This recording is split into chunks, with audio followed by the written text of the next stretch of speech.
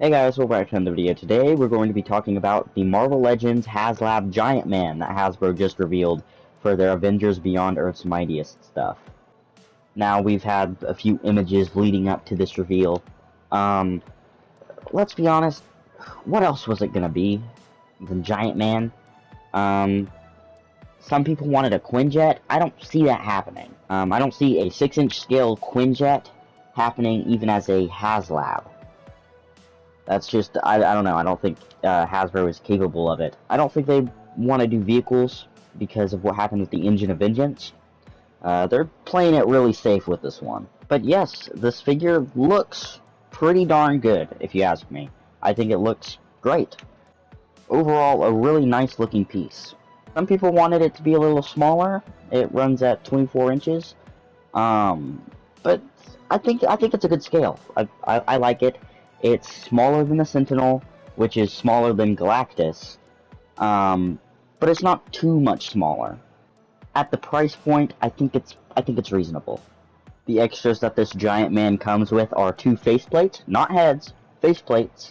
I'm not entirely sure how that's gonna work. I think it slides under. I don't know. It's weird, but we'll see how it turns out. They look nice. I feel like the angry one is looking up a little bit too much. I feel like he should just be looking a little bit more forward. Especially since he's going to be towering over everyone. And the smiling one looks a little deranged. He's kind of crazy looking, but I think aside from that, they look pretty nice. So this is Hank Pym Giant Man, and his more classic attire. Which I'm glad it fits a lot better with the stuff that they've been giving us with the Avengers Earth's Mightiest, or Beyond Earth's Mightiest. And I think it looks really nice. I think that the straps are supposed to be either white or blue. They don't look bad in black, but I just thought that was different. I might be wrong. But overall, it looks good. I'm glad they went with Hank Pym Giant Man and not like Roz or something. But overall, this is some pretty good base offerings, if you ask me. I think it's worth it. The price point is $200, $199. I think that's fair. It really comes down to how much you like Hank Pym, and his Giant Man attire, and how much you're willing to pay for him. This might not be for you if you do not like Giant Man. Now, if you already have the old Toy Biz Giant Man Build-A-Figure, and you are perfectly happy with that, and you don't want to spend $200 on a bigger one, I say stick with it, because that's still one of the best Marvel Legends Build-A-Figures of all time. A lot of people doubted that this Haslab could even beat that Build-A-Figure. It's still really good.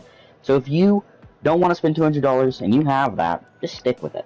The base product will need 10,000 backers in order to begin production. And I think that is very doable for what we have here. As far as tiers go, we have a zombie Giant Man faceplate and some damaged antennae to go along with that. That will need 12,000 backers to be included. And then for the second tier, we have a Skrull head included, which isn't a faceplate, it's a head.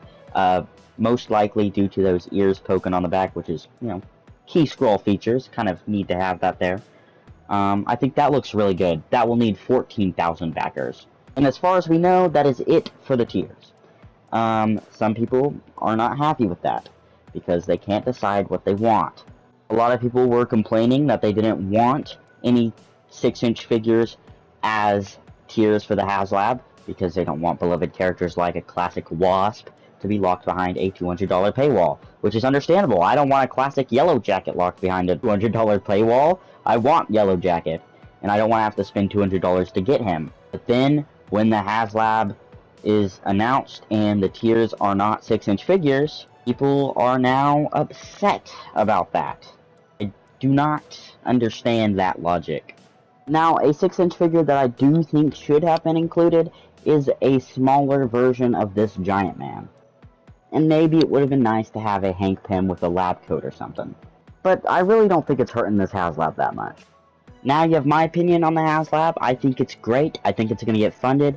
I think the base offering alone is enough to sell it. I don't think the tiers are needed. While they are cool, they are cool, and I do want them with it. I do think that the base offering is enough to sell this product. I think it's good. I think it's a very good offering.